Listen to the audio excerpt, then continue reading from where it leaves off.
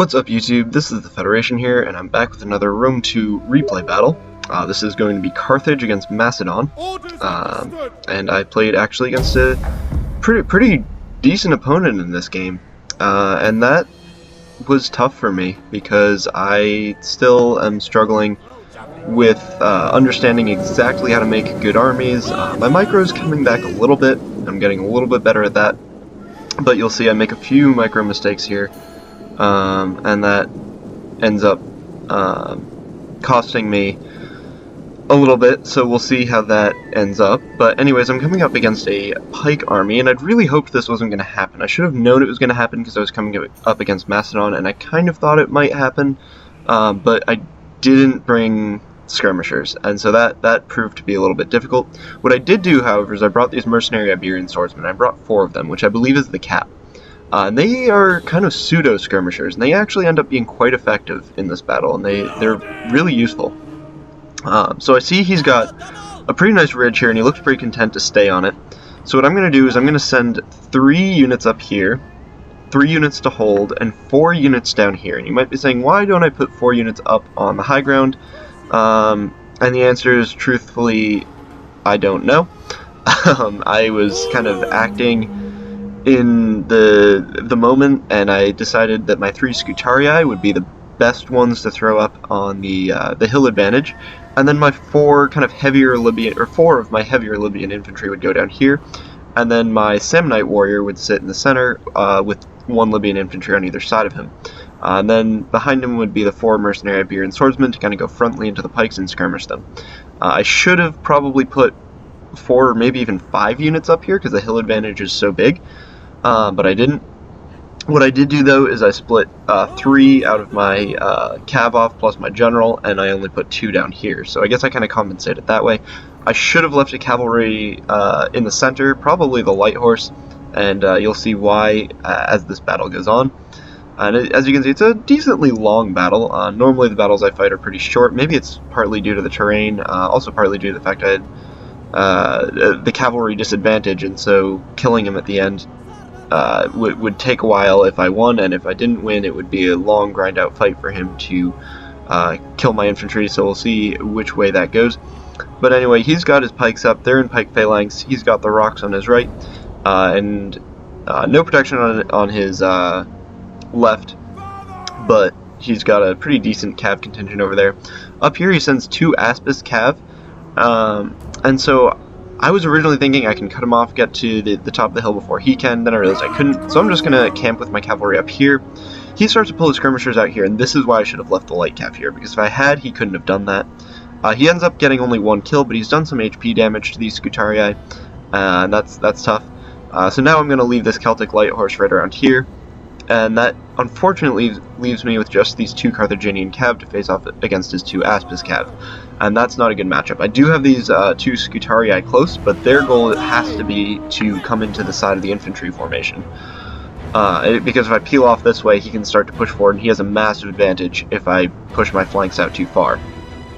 You could probably pretty easily wrap me up in the center if I let my flanks get too far away to support. So right now I'm just trying to move these guys around. My goal is to come up, and I don't know why the paint tools aren't here. I should figure out how to change that. But anyways, my goal is to come up and over this ridge, and so that's what you can see I'm doing. I've got this cavalry that's going to do that, and these infantry are just going to kind of block. I see he's got this nice kind of meaty inside to his pike formation, and he has left 0 cavalry units to protect it. So I can send 1 guy up there. I'm going to engage with 2 Libyan infantry to his citizen cav and companion cav. He's got 2 citizen cav there. I'm struggling to talk, but anyways, I'm going to wrap around with this Carthaginian cav and kind of try to pin these units that are here. I should have probably kept going a little bit more and come in, because now I'm going to come in and not get the greatest charge. I do kind of scrape by the side of his companion cav and pin them for a little bit, though. So this Carthaginian cav is going to come in, and he's got he's got a Peltas unit and a Javelin men unit. I'm going to go for the Javelin men unit mainly, because they're going to be much easier to kill, even though they can do pretty similar damage. And they start to rout pretty quickly, and the kills are starting to rack up. And then I see this line of, I believe it's 5 archers, maybe 4 archers, so I'm going to start going for that.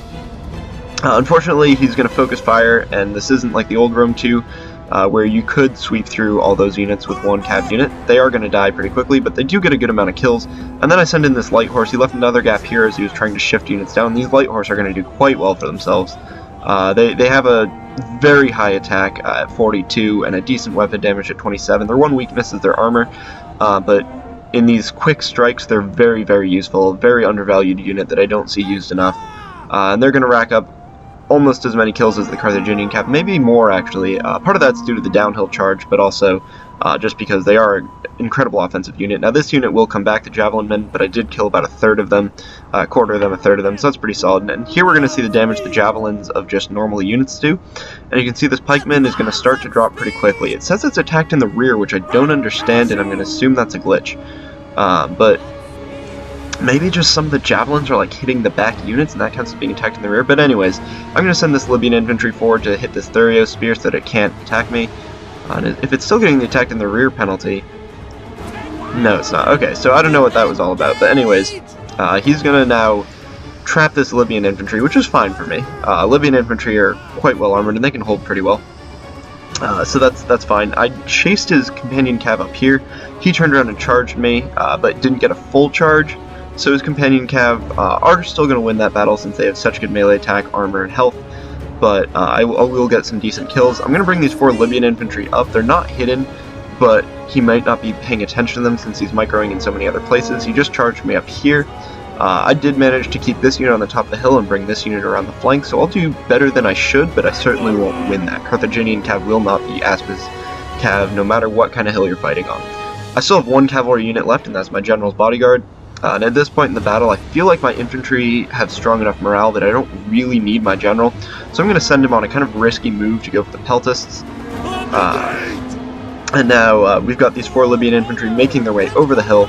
I've managed to trap a lot of his skirmishers with this mercenary Scutarii, and if he starts to pull away, then he'll get attacked in the rear penalties for morale, and that would be a bad idea for him as his units would start to rout, especially since one's on yellow, one's on red. These 2 might make it out, but he's not paying attention here. So I'm going to attack these 2 Libyan infantry, and they're going to pin these archers, and that's going to be great for me, because there goes his skirmishing edge, and as you can see, this whole blob starts to rout. Over here, you guys have probably been watching this since the camera angle's been focused on it, and I'm actually going to get kind of a broader camera angle so you can watch kind of the whole battlefield right now. I've just been kind of microing, trying not to go frontally into his pikes for too long. I'm going into his Thurio spears as much as I can. I had trapped his javelin men and his peltast here, but he's going to pull out. So I have to commit one of these Libyan infantry instead of going in the back to try to go for this peltast. And I do manage to do that. He's now wrapped up my cav over here, and he's wrapping up my cavalry over here as well. So that'll be the last of my cavalry, unfortunately. Except my general's bodyguard, which I left in this fight for way too long against peltasts. I should have kept him moving, brought him back over to this fight, but I did not. So I'm just going to chase with this Iberian swordsman after these javelin men, just keep them out of the fight. My Iberian swords are out of ammo at this point, so I figured they're pretty useless to me now. Might as well just keep his javelins out. This surrounded peltast isn't going to last too much longer, and this thorax swordsman is starting to waver with Scutarii on either side of it. So this pikeman had me going frontally into it for a while, but now I'm just going to have my Samnite warriors hit it from the back. Well, my Libyan infantry showered it with a volley of javelins, and then they're just going to pull away, and he's on red morale now. It starts to steady after the javelins. Effect is gone. General does die there, I believe, right after gaining some experience. Killed a decent amount. I probably should have used him better, though. Only got about 30 kills. So now is where his cav advantage starts to tell. These downhill chargers with Aspis Companion Cav, yes, they only have 40 charge bonus, but with 68 melee attack, that's just going to be brutal. My relatively light, low mass Scutarii, not very well armored, they're going to break pretty quickly. This other Scutarii is not going to last too much longer.